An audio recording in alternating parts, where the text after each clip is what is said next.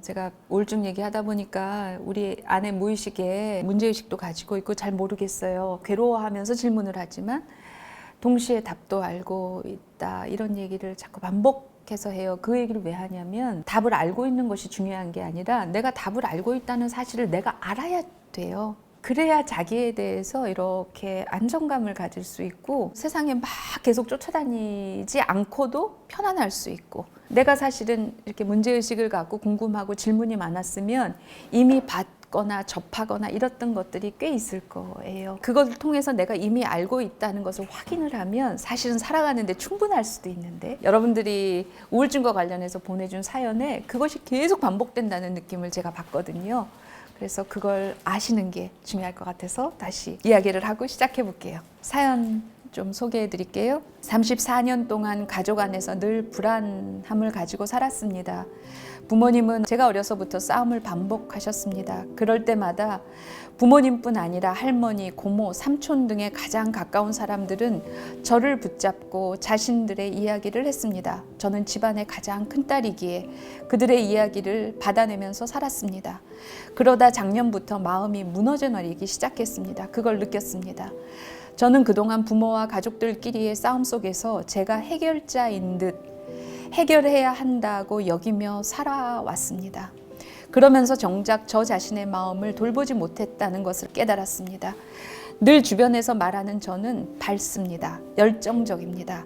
꿈을 위해서 열심히 달리는 그런 캐릭터입니다. 저 스스로도 굉장히 긍정적인 사람이라고 느껴질 만큼 긍정의 힘으로 살아왔습니다. IT 계열의 기획자로서 커리어를 쌓으며 열심히 일하다 작년에는 목 디스크 판정을 받았습니다.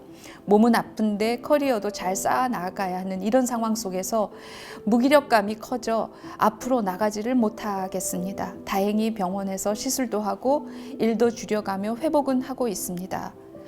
지친 몸과 마음을 일으키기 위해 명상도 하고 음악도 듣고 책도 읽고 기도도 하며 다시 기운을 내기 위해 노력하고 있습니다. 그러나 여전히 마음속에 있는 불안함을 떨쳐내지 못하고 있습니다. 제가 열심히 열정적으로 살아도 또 가족으로 인해서 무너져 내리게 될까봐, 제가 하는 일에 집중을 하게 되지 못할까봐 아예 일 자체를 시작을 못하겠습니다. 네. 아예 일 자체를 시작을 못하겠습니다. 이렇게 얘기를 했어요.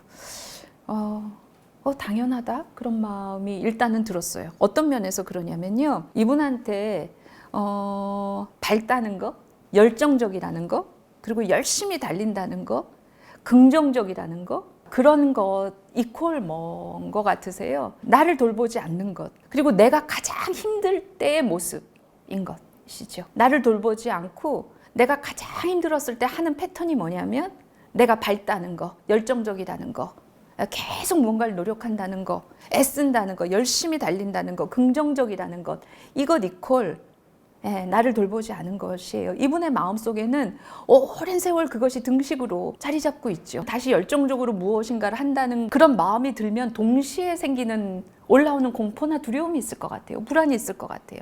당연히 그럴 것 같아요. 그래서 그래 맞아 당연하지. 저는 읽으면서 그렇게 생각했어요.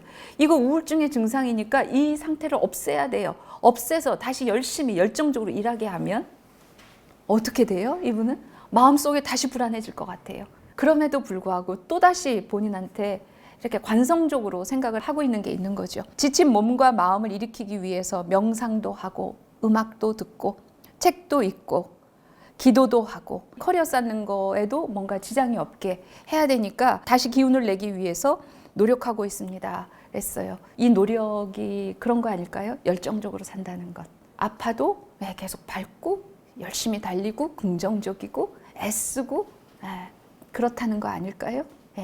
그렇다는 것은 다시 나를 돌보지 않는다는 것, 내가 가장 힘들 때 하는 나의 방식, 이런 것이잖아요.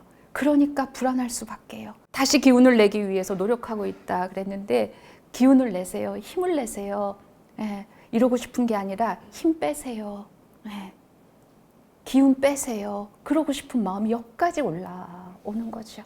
통념상 우리는 그냥 나를 이렇게 진짜 아무것도 모르는 사람인 것처럼 어떤 사람인지 어떤 삶을 살아왔는지 하나도 모르겠다는 식으로 관성적으로 나를 끌어가고 있죠. 이렇게 하면 내가 또 무너져 내릴 거고, 이것은 나의 가장 힘들 때에 내가 살아가는 방식이었던 거고, 이거 알면서 그러면서 또 한편으로는 그래도 열심히 살아야지, 밝아야지, 긍정적이어야지, 열심히 앞으로 달려가야지, 커리어를 위해서 쉬지 않고 뭘 해야지, 나를 그렇게 끌고 가고 있는 거죠. 그래서 불안한 거죠. 일 자체를 시작하지 못하겠습니다. 이러고 마쳤어요. 그렇고 말고요. 그런 마음이 왜 안 들겠어요?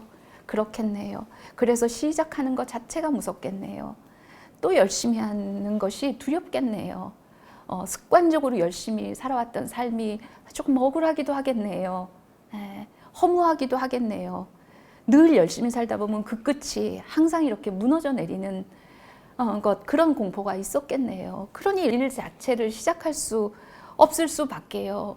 그런 마음이 왜 안 들겠어요? 그런 마음을, 그런 이야기를 해주고 싶은 마음이 여기까지 나는 읽으면서 들었어요. 왜 눈물이 나실까요? 어떤 마음 때문에 그러실까요?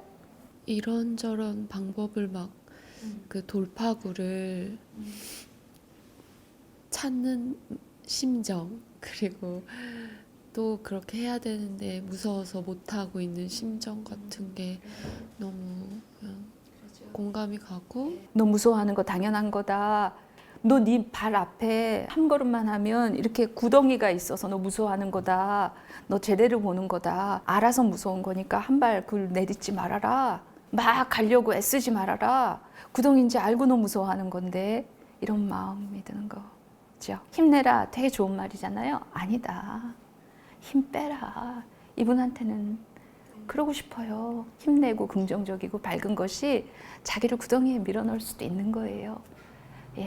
아무도 그런 말을 해주는 사람이 주변에 없는 것 같은데, 그럴 때는 또 혼자서만 자기가 자신한테 그런 말을 해야 되는데 그것도 도움이 될지 모르겠어요.